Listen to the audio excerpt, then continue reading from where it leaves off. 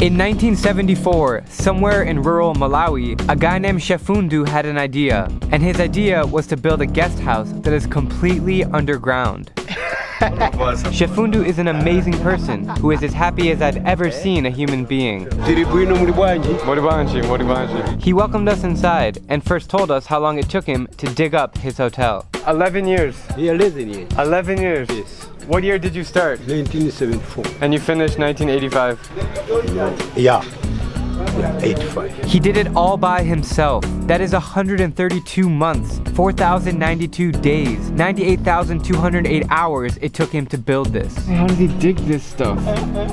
Crazy. This is the entrance to the hotel. And then it just keeps going down and down and down. There's no light. No light. No lights in here.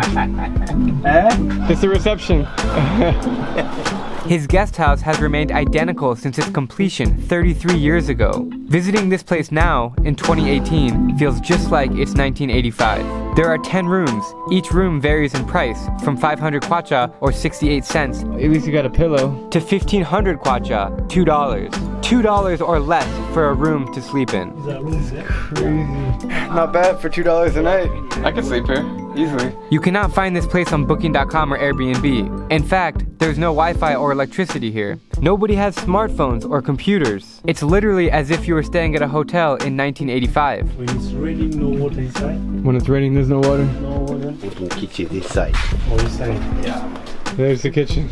Anytime someone drops by, they have a bed to sleep in. If you want a cheap room in Malawi, this is your guy, right here. It's worth coming here just to meet him. What a guy, what a guest house, and what an experience this has been. Thank you very much. Bye-bye. Bye. See you next time. I'm Drew Binsky, and if you like my videos, please click subscribe and join me as I plan to visit every country in the world.